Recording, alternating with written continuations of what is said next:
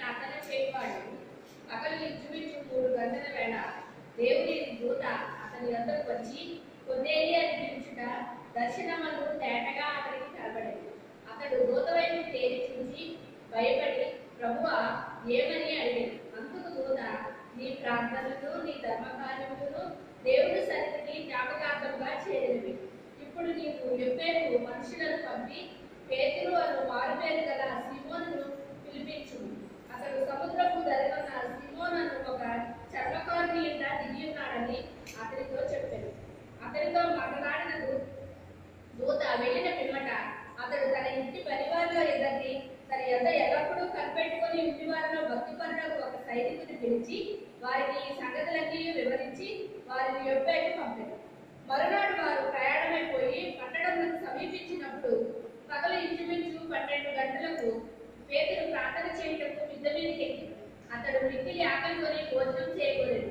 ఇంటి వారు సిద్ధము చేయుచుండగా అతడు పరవశుడై ఆకాశము తెరవబడుటయు 4 చెంగులు పట్టి దెబ్బపడిన పెద్ద దుప్పటి వంటి ఒక విధమైన పాత్ర భూమి మీదకి దిగువచ్చుటయు చూచెను.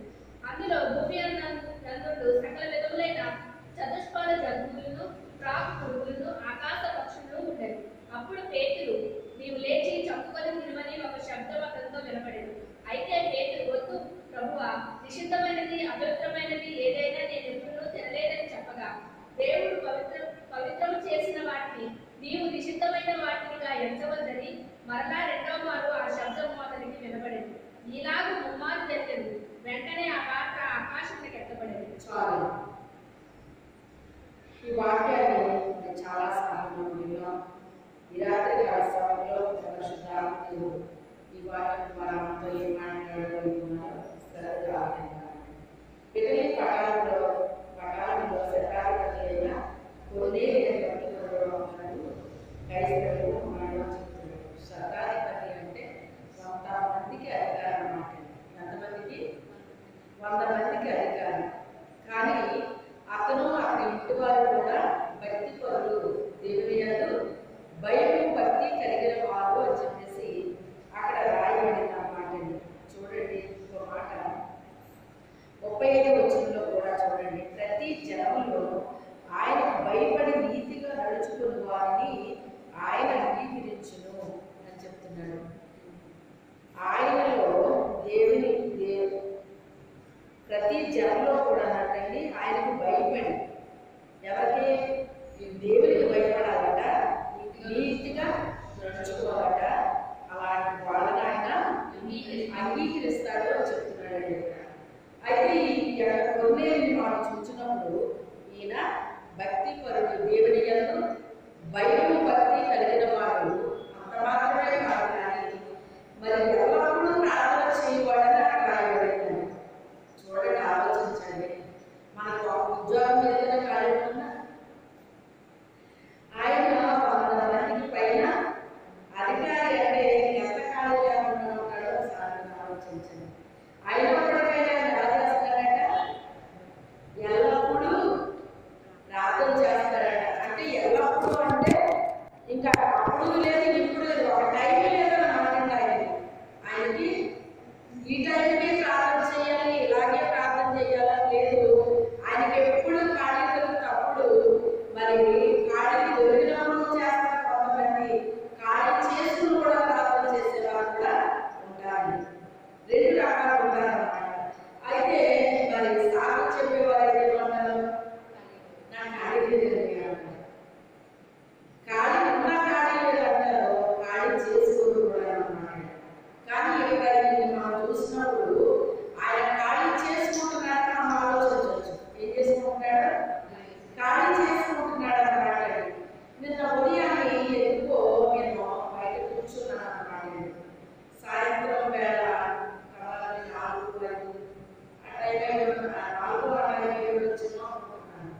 కూర్చున్నప్పుడు పరిశుద్ధాత్మ దేవుడు ఒక విషయం జ్ఞాపకం చేశాడు. నిజానికి నాకు అది జ్ఞాపకం లేదన్నమాట. జ్ఞాపకం చేశాడు ఏమని అంటే, నేను మరి మందిరానికి వెళ్ళి మందిరం నుంచి వచ్చి ఒకవేళ మీటింగ్కి వెళ్ళినా, మీటింగ్ నుంచి వచ్చినా అక్కడ చెప్పిన వాక్యాన్ని నేను అలా ధ్యానిస్తూ ఉండేదాన్ని అన్నమాట. ఇంటికి వచ్చి మళ్ళా వాక్యాన్ని నేను చదవడం నాకు బాగా అలవాటు అన్నమాట. ఎంత వాక్యము చెప్పినా కూడా ఇంకా నాలో ఏదో ఒక వెలితి కనిపించేది, ఇంకా ఏదో అందులో దారి ఉంది, ఇంకా ఏదో ఉంది, ఏదో ఉంది, ఏదో ఉంది, నాకు తెలియదు ఏదో ఉంది అని ఇంకా నాలో ఏం పెరిగేది, ఆకలి పెరిగేది అన్నమాట. చూడండి, డాక్టర్ గారు ఇది ఆకలి పెరగడానికి ఇస్తున్నాను అన్నాడు డాక్టర్. మరి అలాగా టాబ్లెట్ ఏమో దేవుడు ఇచ్చిపోవడం లేదో నాకు తెలియదు కానీ ఆకలి పెరిగిపోయిందండి. వాక్యం పట్ల ఏం పెరిగేది, ఆకలి పెరిగేది అన్నమాట. అప్పుడు నేను ఇంటికి వచ్చి వెంటనే భోజనం చేయాలనే ఆశ కంటే వాక్యం చదవాలనే ఆశ ఎక్కువ ఉండేది అన్నమాట. ఆశ ఉంది మాకు. మరి ఒకసారి లోపల కూర్చునేది, ఒకసారి బయట కూర్చునేది అన్నమాట. అప్పుడు అంత విశాలంగా లేదు మా ఇల్లు, చాలా ఇరుకుగా పడ్డాడు. చిన్ని గదులు మీకు అందరికీ తెలుసు, ఎన్ని ఉంటాయి, 3 ఉంటాయి. వంటగది, బెడ్రూము, ఫ్రంట్ హాల్ అంటాం కానీ హాల్ అంటే పేరు చిన్నది ఉంటుంది అన్నమాట. మీకు అందరికీ తెలుసు, మీకు అందరికీ అనుకోవాలి ఇదంతా కూడా. అలాగా ఫ్రంట్ రూమ్ లో మా వారి ఆఫీస్ రూమ్ అది, అందులోకి ఆయన బయటకు వెళ్తే వెళ్ళి చదువుకోవాలంట, లేదా చదువుకోవడానికి వీలు కాదు. నేను అది దొడ్డు వైపు కానీ లేకపోతే సందు ఉండేదండి, ఆ సందులో కానీ చాలా ఎండ వేడి కొట్టేసేది అన్నమాట. ఎంత వేడి కొట్టినా నాకు వేడి కంటే నాకు ఏది ఎక్కువ ఉండేది, ఆకలి ఎక్కువైపోయేది అన్నమాట. ఈ వేడి కొడుతుంది అనేటువంటి విషయం మర్చిపోయేదాన్ని. అది చదవాలి, అందులో ఇంకా ఏదో ఉంది ప్రభావ, ఏదో నాకు చెప్పు నాకు చెప్పు అని బైబిల్ పడుకుని కూర్చునే ఆ అలవాటు ఉండేది అన్నమాట. అలాగా చిన్ని ప్లేస్ ఉంటే ఆ చిన్ని ప్లేస్లో కూర్చుని చదివే అలవాటు. అదంతా నాకు జ్ఞాపకం చేశాడు పరిశుద్ధాత్మదేవుడు. అసలు చిన్ని ప్లేస్లో కూర్చోవడం, ఒకవైపు ఎండ దెబ్బ పడడం, అయినా కూడా ఆ ఎండ వడదెబ్బ పడుతుందని కూడా నాకు పట్టింపు లేకుండా ఆ పక్కనే కొంచెం నీడలో కొంచెం బయట చదువుకోవడం, అదంతా నేను ధ్యానించుకోవడం, ఇదంతా కూడా ఎందుకు పరిశుద్ధాత్మదేవుడు నాకు జ్ఞాపకం చేశాడు. చేసి అప్పుడు నాకు చెప్పిన మాట ఏంటంటే, ఇరుకులో విశాలత వచ్చేవాడు ఆయనే. ఒకప్పుడు ఇరుకులో అంటే ఇరుకుంద కదా నువ్వు చదవడం మానేలేదు, ఇరుకుంద కదా నువ్వు ప్రార్థన చేయడం మానేలేదు, అదంతా నువ్వు సెట్ చేసుకునేదాన్ని అన్నమాట. ఇరుకుంద కదా ఏ రోజుని బయట చదవడం మానలేదు, ధ్యానించడం మానలేదు, ప్రార్థన చేయడం మానలేదు. వాళ్ళందరూ వెళ్ళిపోయేటప్పుడు నా పనులు ముగించుకుని వెంటనే చాపేసుకుని కూర్చొని ప్రార్థన చేసుకోవడం, పాటలు పాడుకోవడం, వాక్యం చదువుకోవడం, ధ్యానించుకోవడం, మరలా బయట భోజనానికి వచ్చేటప్పుడు మరలా ముగించడం, మరలా వాళ్ళు వెళ్ళిపోయిన తర్వాత మరలా బయట తింటూ మళ్ళీ చదవడం, మళ్ళీ ధ్యానించడం, ఇదంతా చేస్తేనే కానీ నాకు అసలు గుర్తుండేది కాదు. మరలా సాయంకాలం మరలా పడుకున్న తర్వాత మరలా ఒకసారి మొదలు పెట్టేదాన్ని, నేను ఇంకా రాకపోతే. ఆ రీతిగా చాలా ఎక్కువగా బయలుదేరేటువంటిది బైబిల్ స్టడీ చేసేదాన్ని అన్నమాట. అయితే నాకు చెప్పింది ఏంటి అంటే, ఇరుకులో విశాలత వచ్చేవాడు ఆయన. ఆనాడు ఇరుకులో చదివాడు, ఇరుకుగా ఉన్నారు మానేయుడు. అందుకే ఇరుకు లేని విశాల స్థలానికి నేను కొడుకోవాలని ఒక నూతన సంవత్సర వాగ్దానం ఇవ్వబడింది. ఆ వాగ్దానం పదకొండులో నెరవేర్చబడిందండి. నిజంగా ఆ రోజున నాకు ఇరుకుగా ఉంది అని చెప్పేసి నేను సాకు చెప్పుకుంటే కనుక ఎలాగో జరగకపోయేదేమో, ఇది నేను స్వతంత్రించుకోలేకపోయేదాన్నేమో. అంటే స్వతంత్రించుకోవడానికి చాలా అవసరం ఉన్నాయండి, ఒకటి కాదండి. మనం అనుకుంటాము ఈ ఒక్కటే చేస్తే సరిపోదేమో అనుకుంటారు, ఒక్కటే చేస్తే సరిపోదు. అన్నం ఒక్కటే చేస్తే మనం బాగా వస్తుందండి, అందులో వేసుకోవాలి చెప్పండి. ఎప్పుడైనా లేకపోతే వాటిలో వేసుకుంటూ పెరిగేసుకుంటూ తింటారు, అది వేరే విషయం. కానీ కంపల్సరీ అందులో ఏం వేసుకోవాలి, మనం తింటామా చెప్పండి కదా. అదే కొంతమందికి అందులో పెరిగేసుకుంటేనే కానీ భోజనం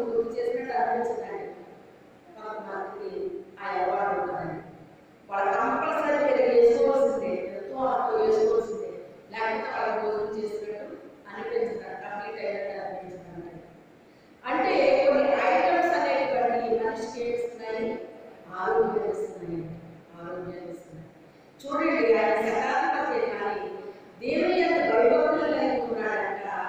నీతిని అనుసరించి ఏం చేస్తున్నాడంటే నడుచుకుంటున్నాడండి. ఏం చేస్తున్నాడు?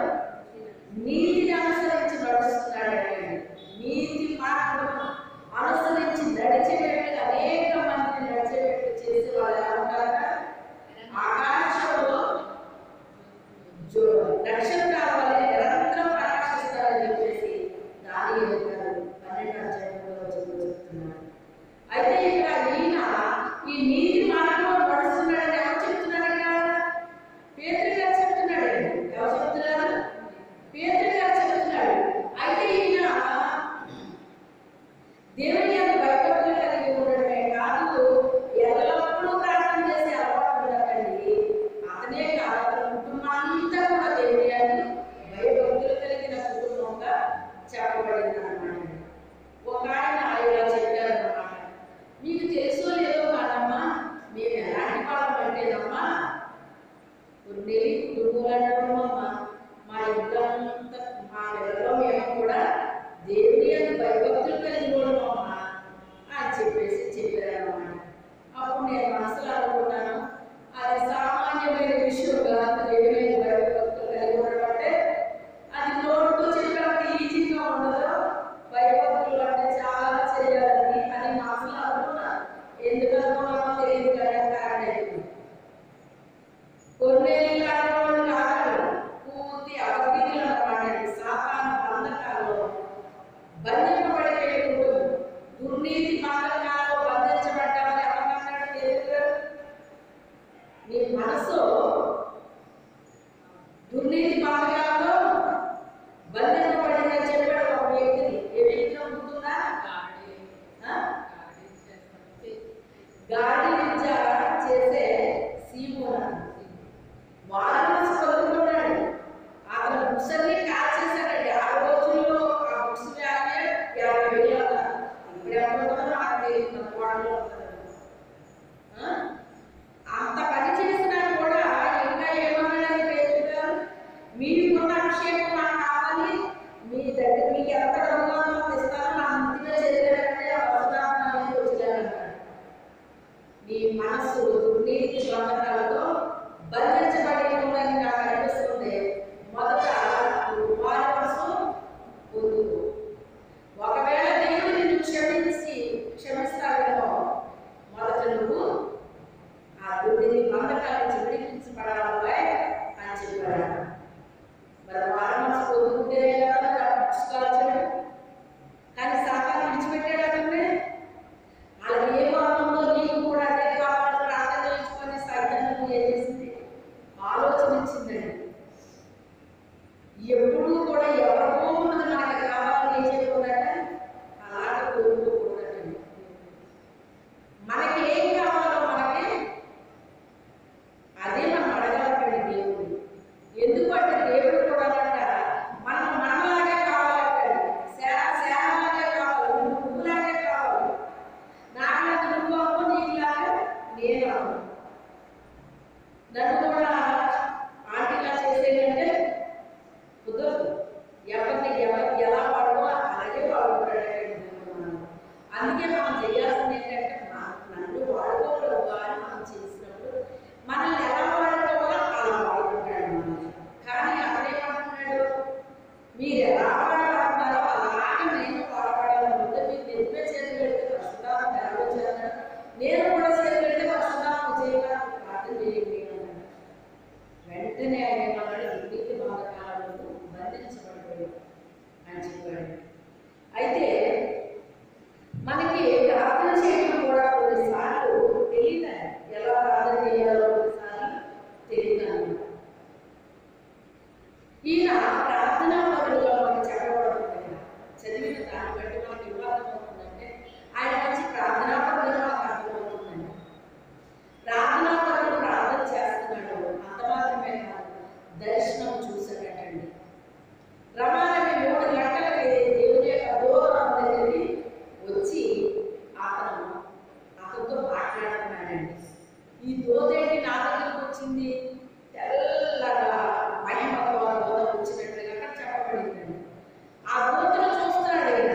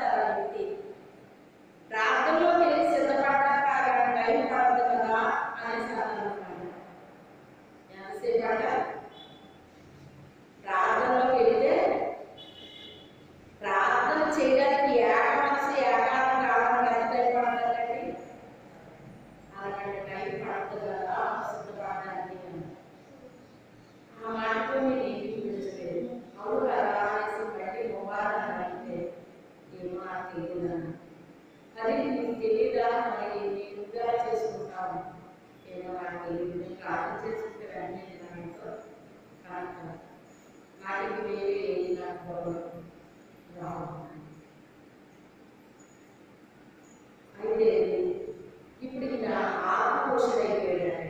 ఆటతో ఉన్నాడు. ఆటతో ఉన్న వ్యక్తి ఆత్మపోషణ అవ్వాలి అంటే ఆయన ఎంత స్క్రిప్ట్లో ఉన్నారని సార్ ఆలోచించాను. శరీరానికి ఆకలేస్తుంది కానీ ఆత్మీయ కోసం కోరుకుంటుంది. అందుకే ఆయన ప్రార్థన చేయగానే ఎక్కడిపోయాడు, ఆత్మవశంలో వెళ్ళిపోయాడు. వెళ్ళిపోయినప్పుడు పైనుంచి ఒక దుప్పటి పడింది, 4 చినుకులు పట్టబడి అది కిందకి దింపబడింది. దింపబడినప్పుడు అందులో ఏమున్నాయట? చతుస్పాద జంతువులు ఉన్నాయండి. చతుస్పాద జంతువులు. అప్పుడు నేను ఆలోచించాను, ఎప్పుడు దీని గురించి నేను ఆలోచించలేదు అని సార్ ఆలోచించాను. చతుస్పాద జంతువులు అంటే అక్కడ నాకు ఈరోజు పరిశుద్ధాత్మ దేవుడు కొంచెం అర్థం ఇచ్చాడనమాట. ఏమని చెప్తున్నాడట? చతుస్పాద జంతువులు ఉన్నాయి, అందులో నానా రకాల జంతువులు ఉన్నాయి, ఇంకేమున్నాయట? పక్షులు ఉన్నాయి, పురుగులు ఉన్నాయి అంటున్నాడు. ఏమున్నాయట? పక్షులు ఉన్నాయి, పురుగులు ఉన్నాయి, తర్వాత నానా రకాల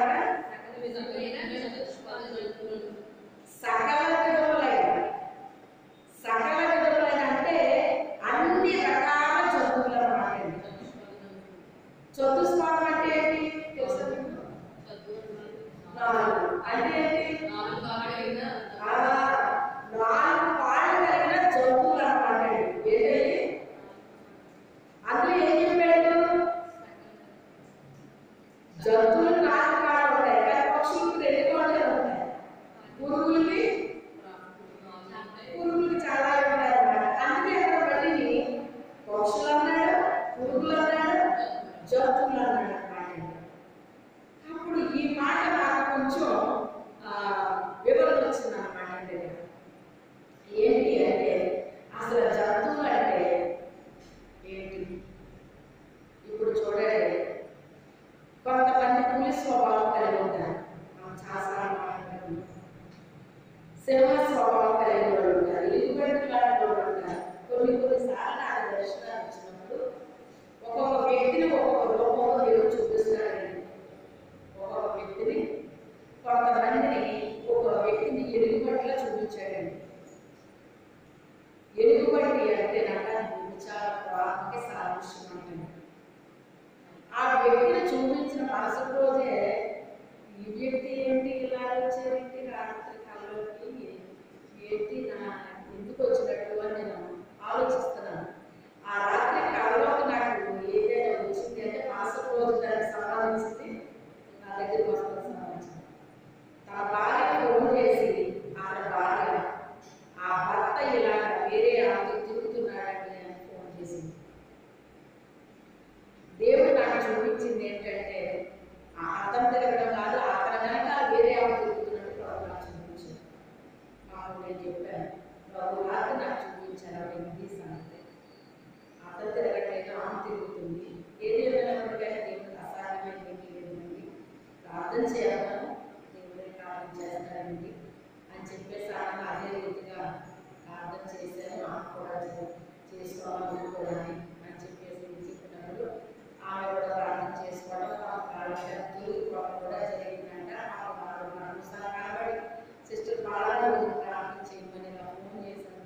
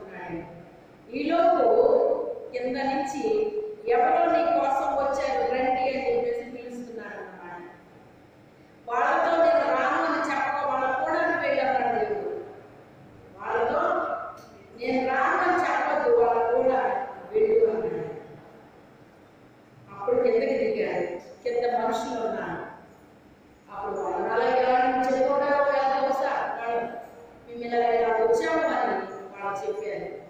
అయితే దేవుడు ఇప్పుడే నాతో మాట్లాడాడు, ఒక దర్శనాన్ని చూపించాడు. మేడం వచ్చారు.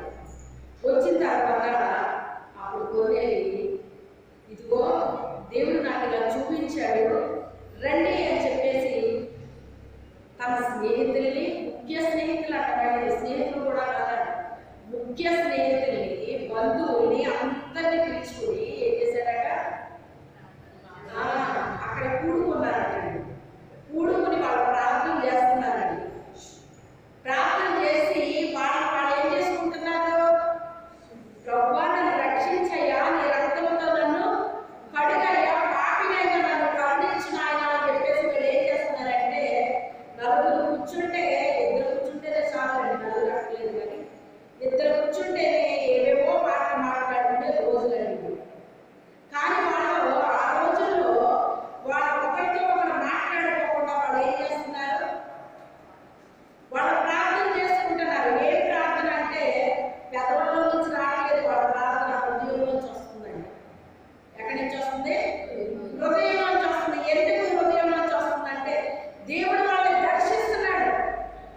ఒకవేళ కొన్నేది తన యొక్క కుటుంబం కొరకు, తన యొక్క రక్త సంబంధుల కొరకు, తన యొక్క స్నేహితుల కొరకు, బంధువర్గం కొరకు ప్రార్థన చేస్తున్నాడండి వాళ్ళు.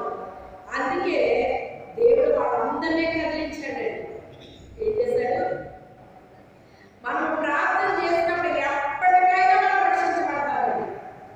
వాళ్ళ రక్షణ మనం చూడొచ్చు చూడకపోవచ్చు, కానీ ఖచ్చితంగా వాళ్ళు రక్షించబడతారు.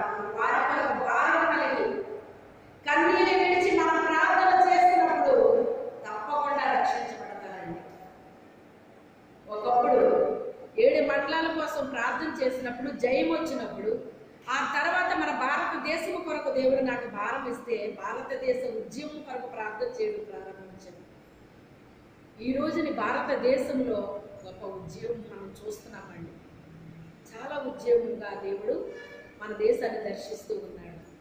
ఈరోజు ఉదయం 10 గంటలకు ప్రార్థన చేసుకుంటున్నప్పుడు ప్రపంచం కోసం భారం వచ్చేస్తుందండి. ప్రభువా వారందరినీ నీ బిడ్డలు కదయ్యా, నీ రూపాన్ని ఇచ్చావు కదా, వారి కొరకు నువ్వు ప్రాణాన్ని అర్పించావు, నువ్వు రక్తాన్ని చిందించావు నాయన. ఆ బిడ్డలు వేస్ట్ అయిపోకూడదయ్యా, వాళ్ళ నరకానికి పోకూడదయ్యా, వాళ్ళు ఎలాగైనా రక్షించాలి ప్రభువా నువ్వు అని చాలా వేదన, కన్నీరుతో, దుఃఖంతో ప్రార్థన వచ్చిందనమాట. ఎందుకు అంటే ఇప్పుడు మన దేశంలో ఉద్యమము ప్రారంభమైపోయింది. మీరు చూస్తున్నారో లేదో నాకు తెలియదు, కానీ ఎక్కడ చూసినా ప్రార్థనలో, ఆరాధనలో సువార్త ప్రకటించడం. నిన్న అనుకుంటా వీడియోలో చూశాను, అంగవైకల్యం కలిగిన అతనండి పత్రికలు పంచిపెడుతున్నాడండి. బస్ స్టాండ్లో నిలబడి కాలు చెయ్యి మరి అతనికి లాగేసినట్టున్నాయన్నమాట అండి. పారాసిస్ వచ్చి ఉడుకుతూ ఉన్నాడు. కానీ ఆ వెళ్ళిపోయే వాళ్ళకి ఒక మూలన ఆ గోడకి చేరబడి ఆ పత్రికలు ఇస్తున్నాడండి. ఎందుకంటే అతను నడవలేని స్థితి అనుకుంటా. ఆ పత్రికలు ఇస్తుంటే ఎంత వేదన అయిపోయిందో అన్నమాట. ఇలాంటి స్థితిలో ఉన్న వాళ్ళు కూడా సువార్తని ఈ రూపంలో చేస్తున్నారయ్యా. కానీ అన్ని అవయవాలు కలిగి ఉండి అన్ని ఉండి కూడా చేయలేనటువంటి వాళ్ళు ఎంతమంది ఉన్నారు. కానీ ఇలాంటి బిడ్డలు కూడా నువ్వు వాడుకుంటున్నారయ్యా. తల్లి నీకు స్తోత్రాలయ్యా. ఈ రోజున చిన్ని బిడ్డలు ఆరాధన చేసేస్తున్నారండి. పెద్ద పెద్దవారు కాదండి, చిన్ని బిడ్డలు కూడా ఏం చేస్తున్నారు, ఆరాధన చేస్తున్నారు, చక్కగా వాయిస్తున్నారు, ప్రార్థనలు చేస్తున్నారు. ఎంతగానో భారతదేశ ఉద్యమంతో నింపబడిపోయింది. కానీ ఇప్పుడు ఇంకా ఉద్యోగం ఎక్కడ రావాలి, ప్రపంచమంతా ఉద్యోగం రావాలి. మళ్ళీ భారం దాని మీద వచ్చేస్తుందండి. ఇప్పటి నుంచో చేస్తున్నారు, అది కూడా చేస్తున్నాం, కానీ ఇంకా భారం ఏమవుతుంది, అధికమైపోతుంది అన్నమాట. మన ప్రార్థన భారంతో రావాలన్నమాట అండి. నోట్లో నుంచి కాదు రావడం ప్రార్థన. ఎక్కడి నుంచి రావాలి, దేవుడి నుంచి మనం మొదలుపెట్టాలండి. నాకు మొదలుపెట్టే వారిని అనగా నిజముగా మొదలుపెట్టే వారికి ఆయన సమీపముగా ఉన్నారు. ప్రార్థన చేసే వారిలో మనం ఉండాలి. ప్రార్థన చేసే వారిలో మనం ఉండాలి. అదే చెప్తున్నాను. మొదటగా వచ్చి మీరు ప్రార్థనలో ఉండండి. 1 గంట ముందు రండి.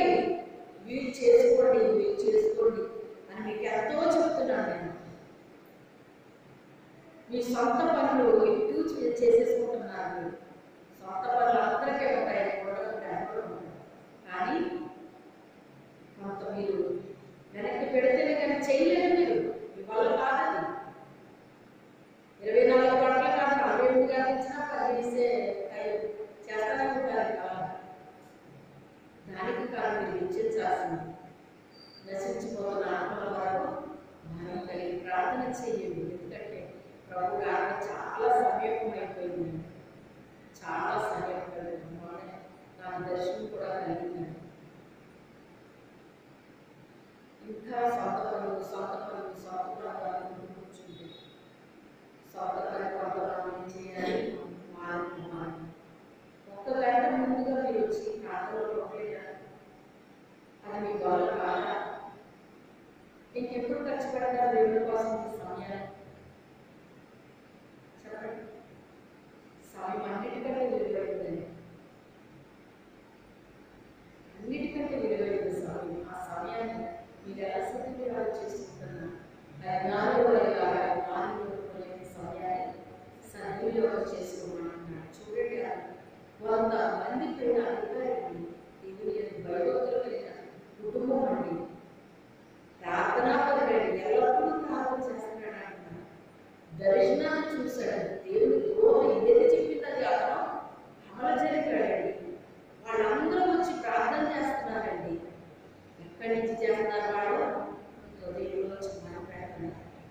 అంటే ఇది అప్పటికప్పుడు జరిగిన కార్యము కాదు, ఇది అప్పటికప్పుడు జరిగిన కార్యము కాదు. ముందు నుంచి మనం ప్రయాసపడితే తప్ప అప్పటికప్పుడు అలాగే ఏదో మాయమాత్రాలు జరిగిపోవు. ముందు మనం ఏం చేయాలి? కన్నీరు విడిచి ప్రార్థన చేయాలి. వాళ్ళ కోసం కన్నీరు విడిచి ప్రార్థన చేయాలి. ప్రార్థన చేయవారు సమయంలో ఉండేవాళ్ళు, ప్రార్థన చేసేవారు లేదా ఉన్నారు. ఈరోజు నీకు ఎంత భారం ఉంది? అసలు నీ కుటుంబం కోసమే నీకు ప్రార్థన చేసుకోవడానికి నీకు టైం లేదంటే నీకు ఎవరి కోసం చేస్తావు? అసలు దేశం కోసం చేయాలి, ప్రపంచం కోసం చేయాలి. వాళ్ళలో మనకు ఏముంటుందా? ఏమి తిందుమా, ఏమి త్రాగుమా, ఏమి ధరించుకోదుమా, ఏమి సంపాదించుకోదుమా, ఏమి అడిగేసుకుందుమా? ఇదేనా మన ప్రార్థనలో? నన్ను ఆశీర్వాదించు, నన్ను దీవించు, ఇయేనా మన ప్రార్థనలో? ఇవేనా మన ప్రార్థన? అయితే భారమైన ప్రార్థన చేయాలి. అతను భారంతో ప్రార్థన చేశాడు. వాళ్ళందరి కోసం చేసి ఉండొచ్చు, వాళ్ళకి సువార్త చెప్పు ఉండొచ్చు. ఇప్పుడు దేవుడు సిద్ధపరిచేశాడు వాళ్ళని. ఏం చేశాడు? తన రక్తంతో కడిగేశాడు. ఇప్పుడు వాళ్ళని ఆత్మలో సిద్ధపడిపోయారు అందరం కూడా. ఆ దైవజనుడు వచ్చి ఏం చెప్తాడా మనకని వాళ్ళు ఎలా చూస్తున్నారట? ఆశలో ఎదురు చూస్తున్నారండి. ఎలా చూస్తున్నారు? ఆశలో ఎదురు చూస్తున్నారండి. ఆశతో ఎదురు చూస్తున్నారు. అయితే ఆ రీతిగా వాళ్ళ కనిపెడుతున్నారు. ఆయన వచ్చాడు. వచ్చినప్పుడు కొన్ని చెప్తున్నాడు, నాకు ఇలా దర్శనం కలిగిందయ్యా, అందుకే మీ దగ్గరికి నేను మనుషుల్ని పంపించాను. నాకు దర్శనం కలిగింది, దేవుడు నాకు ఇలా చూపించాడు, అందుకే నేను వచ్చాను అని చెప్పి ప్రభు కొరకు మాట్లాడుతున్నాడు. యేసు క్రీస్తు అందరికీ ప్రభు. అప్పుడు చెప్తున్నాడు ఆయన ఏ కొంతమందికో కాదు, యేసు క్రీస్తు అందరికీ ప్రభువే, అందరికీ ప్రభువే, ఆయన అందరికీ ప్రభు అని చెప్పి ఆయన తన ప్రియకుమారుని పంపించాడు మన దగ్గరికి. పంపిస్తే ఆయన ఏం చేశారు? సిలువ వేశారు. కానీ దేవుడు ఆయన్ని లేపేశాడు. ఆయన్ని పరిశుద్ధాత్మతో శక్తితో అభిషేకించాడు. అందుకే ఆయన అనేక మందిని దురాత్మ శక్తుల నుంచి విడుదల చేశాడు. ఆయన దురాత్మ శక్తుల నుంచి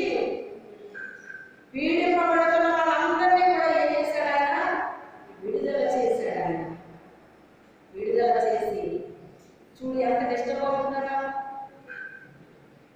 పెట్టుకోవాలి. మీరు ఎందుకు డిస్టర్బ్ అయిపోతారు? చక్కగా చూడండి, పెట్టారు అలా కాకూడదు. అయితే ఆ రీతిగా ఆయన చెప్తున్నాడండి. ప్రభు గురించి ఏం చేస్తున్నాడు?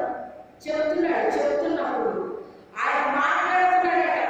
పరిశుద్ధాత్మ వాళ్ళ మీద దిగిపోయాడు. ఆత్మ కుమ్మరించబడింది. ఏమన్నది? ఆత్మ కుమ్మరించబడిందంటండి. పరిశుద్ధాత్మ వాళ్ళ మీద కుమ్మరించబడిందంట. మీరు ఆలోచించండి. పేతురు గారు కూడా కుమ్మరించబడలేదు. ఎందుకు కుమ్మరించబడలేదు? వాళ్ళ ఆత్మలో సిద్ధంగా లేదు. వాళ్ళ ఆత్మలో సిద్ధంగా లేదు.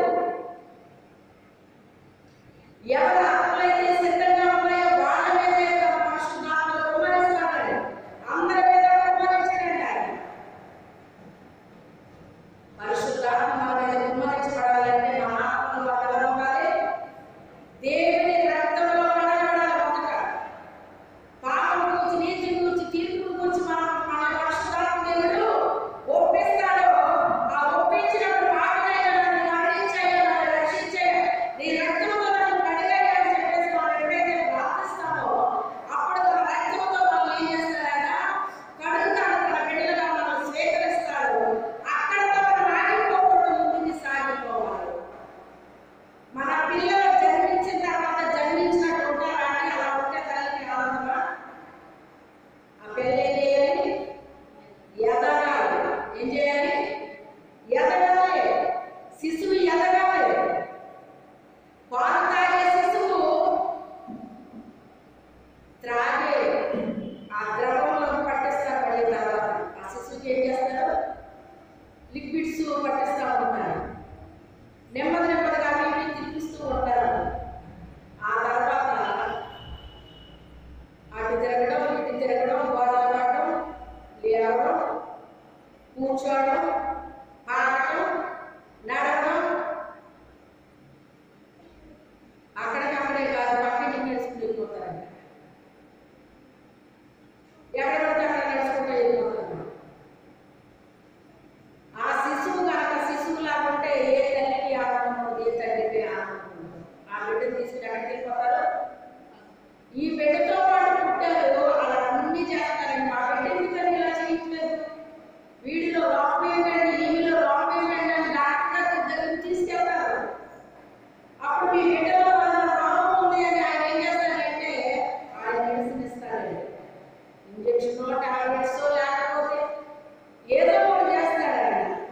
ఫలానా లోపం ఉంది మీ బిడ్డలో, అందుకే ఎదుగుదల లేదు, అందుకే చురుకుదనం లేదు అని చెప్తాడు. అలాగే యేసయ్య దగ్గరికి కూడా తీసుకెళ్ళాలి. ఎక్కడ తీసుకెళ్ళాలి? యేసయ్య దగ్గరికి తీసుకెళ్ళాలి. తీసుకెళ్ళాలంటే ఏం చేయాలి? ప్రార్థనలో ఎత్తి పట్టాలండి. వాళ్ళని ఏం చేయాలి? ప్రార్థనలో ఎత్తి పట్టాలి. ప్రభువా, ఈ బిడ్డలో ఆత్మీయంగా ఎదగాలి. తండ్రి బిడ్డలో శరీరాసంగా బాగానే ఉంటారు, కానీ ఎందులో ఎదగాలి? ఆత్మీయంగా ఎదగాలి. అలాగే మీరు కూడా ఎదగాలని నేను కోరుకుంటాను. మీరు ఎప్పుడు లేకుంటే నేను సంతోషిస్తానా? సంతోషించను. మీలో అంతకంతగా చేంజ్ వచ్చేస్తూ ఉండాలి. చెప్పిన మాట వినాలి. విని దాని ప్రకారంగా చేయకపోతే ఏం ప్రయోజనం, ఏం సంతోషం?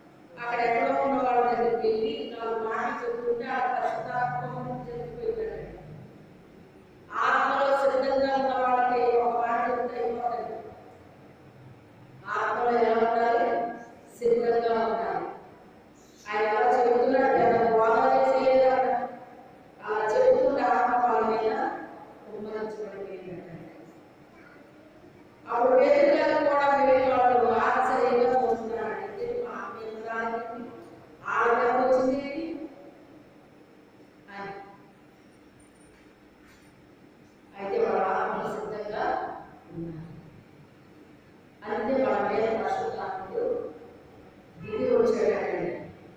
ఆ ఆత్మ ఎప్పుడైతే కుమ్మరించబడిందో వాళ్ళు ఎలా ప్రార్థిస్తున్నారండి? అన్య భాషలతో దేవుణ్ణి గణపరుస్తున్నారండి. అన్య భాషలతో గణపరుస్తున్నారు. అన్య భాషలతో గణపరుస్తున్నారు. ఒక విషయంలో నేను కొంచెం అంటే సొంత విషయాలు కాల్సమండి, ఆత్మీయ విషయంలో కొంచెం విచారం కలుగుతున్నాను. విచారం కలుగుతుంటే నిన్న పరిశుద్ధాత్మ దేవుడు వాక్యం అద్భుతంగా నాతో మాట్లాడాడు. నాకు చాలా సంతోషం కలిగినాడు. నాకు చాలా సంతోషం కలిగినాను. అసలు దేవుడు చాలా డైరెక్ట్గా మాట్లాడతారండి. వినే చెవి గ్రహించే హృదయం మనకు ఉండాలి కానీ ఆ స్వరాన్ని వినడానికి మనం వేచి ఉండాలి కానీ ఆయన చాలా అద్భుతంగా స్పష్టంగా మాట్లాడారండి. ఆయన మాత్రం ఏ డౌట్ లేకుండా ఎంత హ్యాపీ అనిపించిందో అన్నమాట. మరలా ఒక నూతన శక్తిని నాకు పొందుకున్నట్టు అనిపించింది. మరలా ఒక నూతనమైన ఎనాటిని నాకు వచ్చినట్టు నాకు అనిపించింది. ఒక నిరుత్సాహంలో సాతాను నన్ను తీసుకెళ్దామనుకున్నాడు కానీ పరిశుద్ధాత్మ దేవుడు అలా వెళ్ళడానికి సిద్ధపడలేదు. తిరిగి ఒక్క వాక్యము ద్వారా నన్ను ఏం చేశాడు? ఆయన రైట్ చేశాడంతే. ఈ దర్శనం ఎక్కడికే పోలేదు. ఈ దర్శనము ఎక్కడికే పోలేదు. ఈ దర్శనం నెరవేర్చబడదు.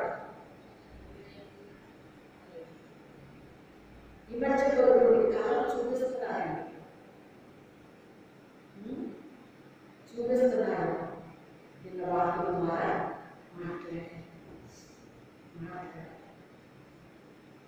చాలా సంతోషం అనిపించింది.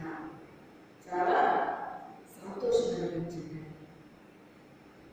దేవుడు నా వాక్యం ద్వారా మాట్లాడుతుంటే చాలా హ్యాపీగా ఉంటుందండి. అసలు అంత హ్యాపీగా ఉంటుంది. ఎందుకంటే మనల్ని చూసిన మనిషి వాళ్ళు చక్కగా వచ్చారు.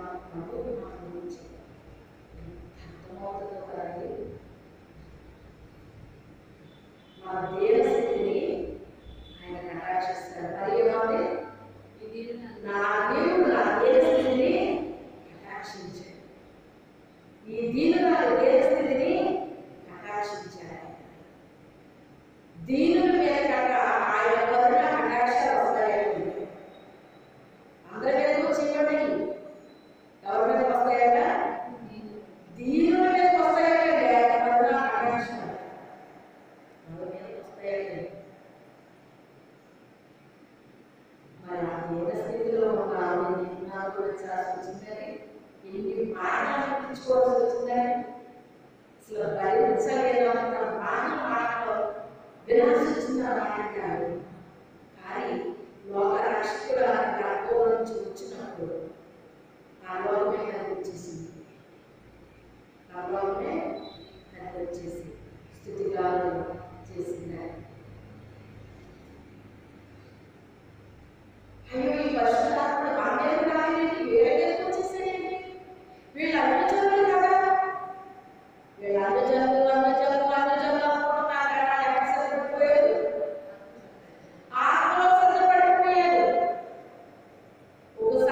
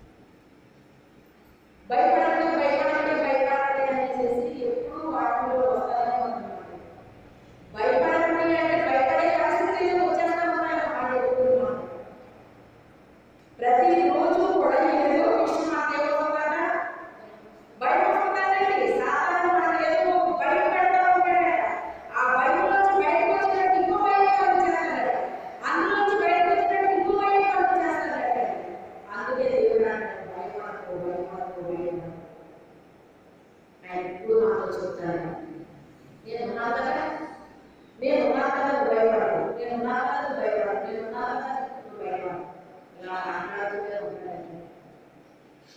ఇలాగా మాట్లాడుతూనే ఉంటాడు.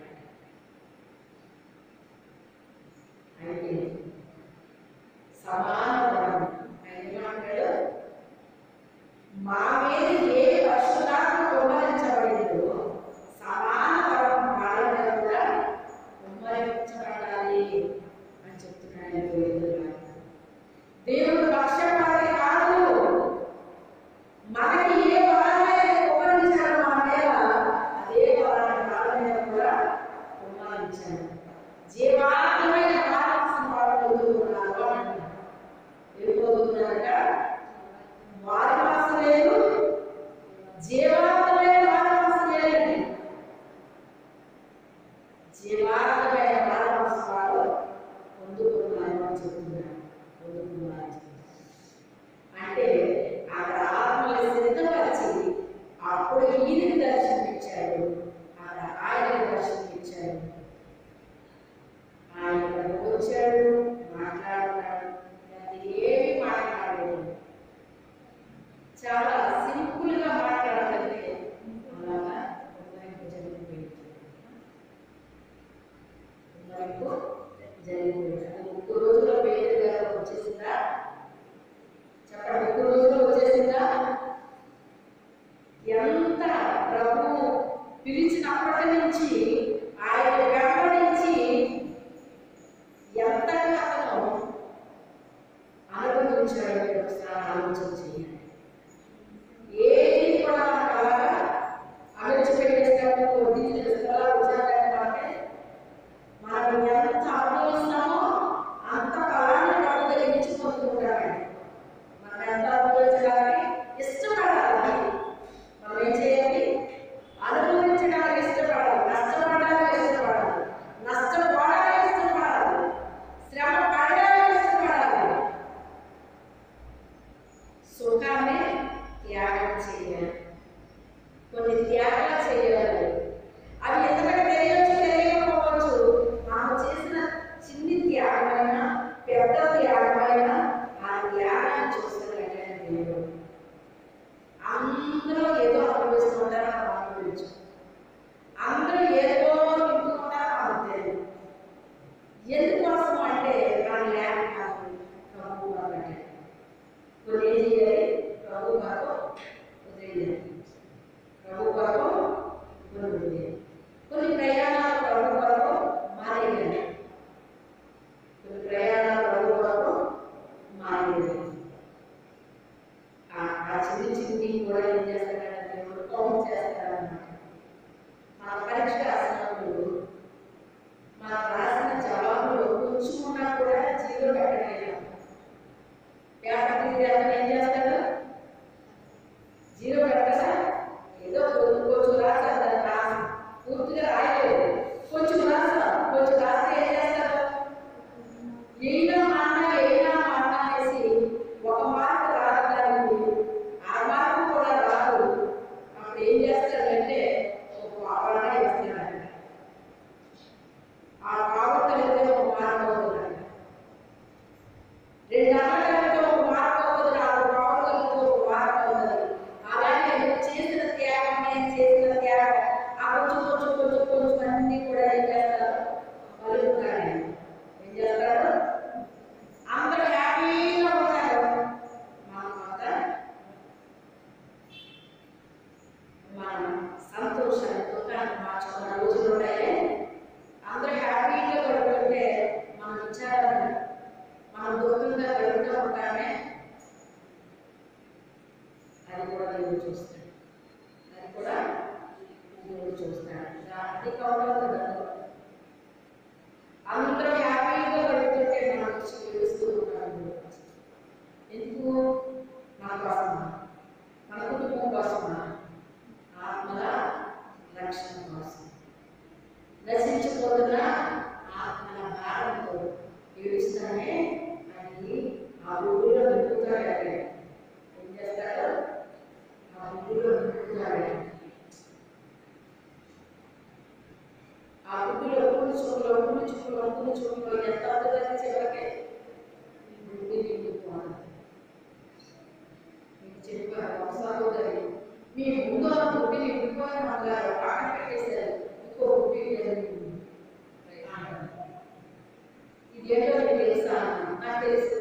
తెలియదమ్మా, మరి ఏంటో నాకు తెలియదు, అలా ఉంటుంది, అలా అనిపించింది నాకు. దేవుడిస్తోంది ఇది వాటిలో ఉంది, ఇది వాటిలో ఉంది అని. అవునండి, నాకు తెలియలేదు, కానీ నాకు తెలుస్తుంది. మనం విడిచిన ఒక్క కన్నీటి కోరిక కూడా దేవుడు వేస్తూ చేయదు. ఎంతసేపు మన కోసం, మన కుటుంబం కోసం చేసే ప్రార్థన చేసుకోకూడదని కాదు, కానీ చేసుకోవచ్చు, కానీ ఆయన స్వార్థంలో వెళ్ళిపోతుంది. ఏమైపోతే ఇంకెప్పుడు దాని కోసం చేస్తే స్వార్థంలో వెళ్ళిపోతుంది. ముందు కుటుంబం కోసం ప్రారంభించాలి, తర్వాత అలా సంఘం కోసం, కుటుంబం కోసం, ఊరి కోసం ఇలా ప్రార్థన చేస్తే మన గ్రామం తర్వాత ఎక్కడికి వెళ్తామంటే పట్టణం కోసం ప్రార్థన చేస్తున్నాము. పట్టణం కోసం ప్రార్థన చేస్తే వెంట ఎక్కడికి వెళ్తాం? జిల్లాకి వెళ్తామండి. జిల్లా కోసం ప్రార్థన చేస్తే రాష్ట్రం కోసం వెళ్తాం. రాష్ట్రాల కోసం ప్రార్థన చేస్తే దేశం కోసం వెళ్తాం. దేశం కోసం ప్రార్థన చేస్తే దేశాల కోసం వెళ్తాం, ప్రపంచం కోసం వెళ్తాం. అంటే మన ప్రార్థన స్థాయి ఏమవుతుంది?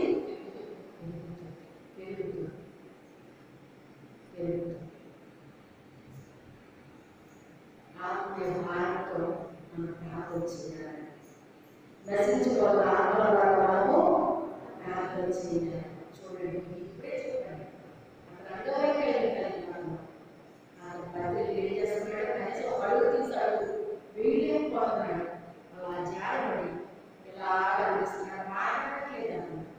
తీసుకున్నవాడు ఎవరో తీసుకుంటున్నాడు, మిగిలిన వాడు వెళ్ళిపోతున్నాడు. కానీ అసలు చేయగలిగిన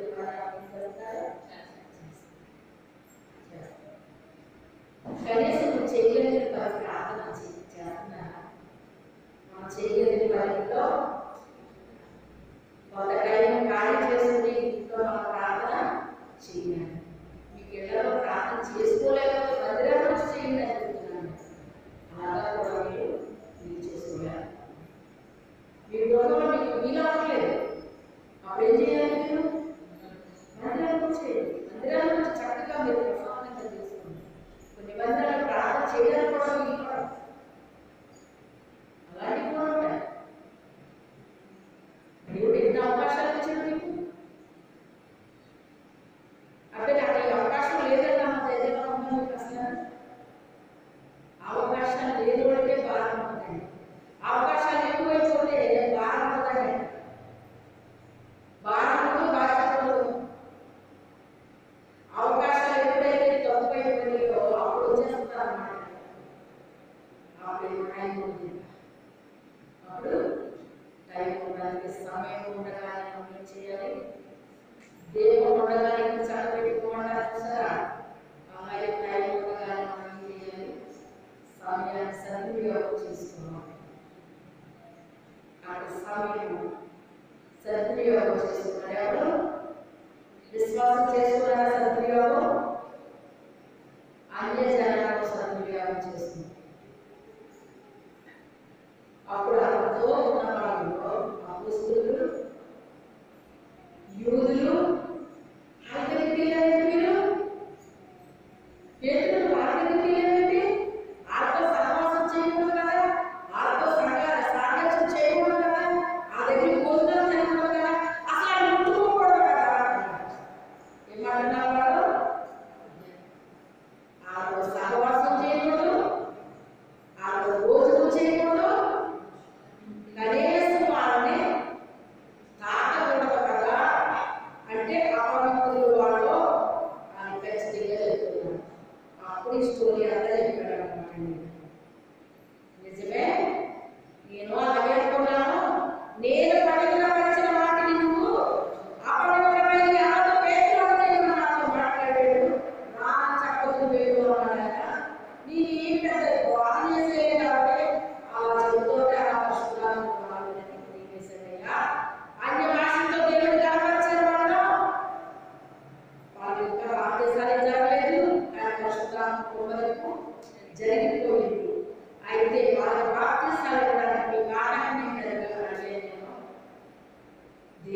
అందరికీ ప్రభువు.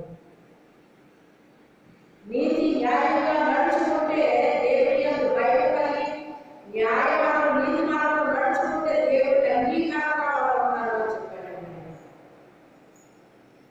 దేవుడు పవిత్రపరిచిన వాళ్ళని మనం పట్టుకుని అపవిత్రమైన వాళ్ళని మనం ఆనకూడదు అని చెప్పాడు. అయితే ఈ రోజున మన పరిస్థితి అన్య జనాంగం రక్షించబడిపోతున్నారండి. ఈ రోజు వాళ్ళ సువార్త ప్రకటించుకోవడం ఎలా పడుతున్నారు? వాళ్ళే ప్రకటిస్తున్నారు. సంవత్సరాలు ప్రకటిస్తున్నారు.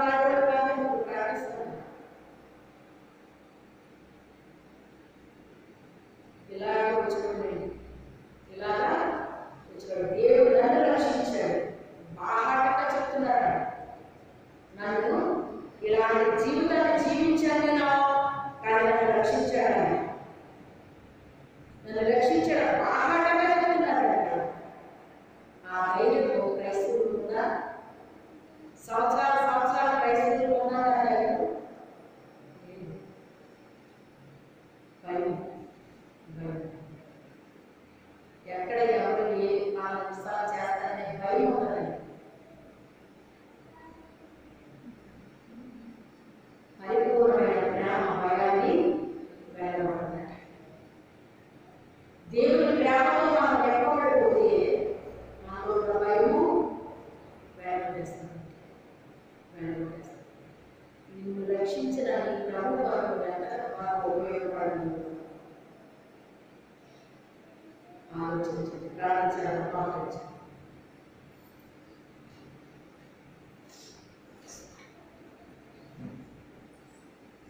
పరిశుద్ధుడు అయిన తండ్రి, ఈ వందనాలు స్తోత్రాలు.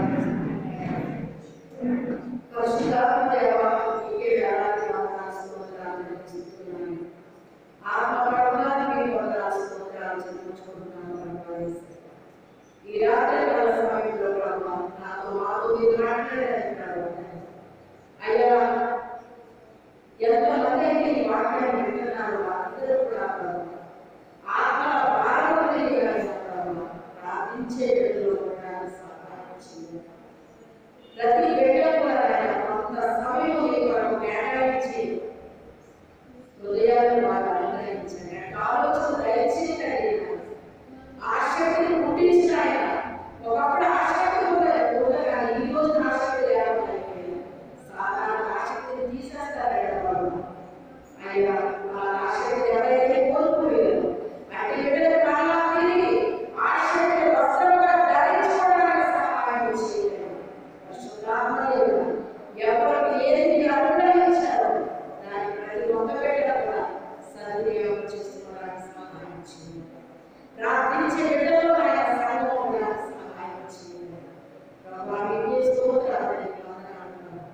మాకు ఇచ్చిన ప్రతి సమయాన్ని, ప్రతి దినాన్ని కూడా కొంత సమయంలో ప్రార్థించడానికి ప్రతి బిడ్డ కేటాయించుకోవడానికి సహాయం చేయండి.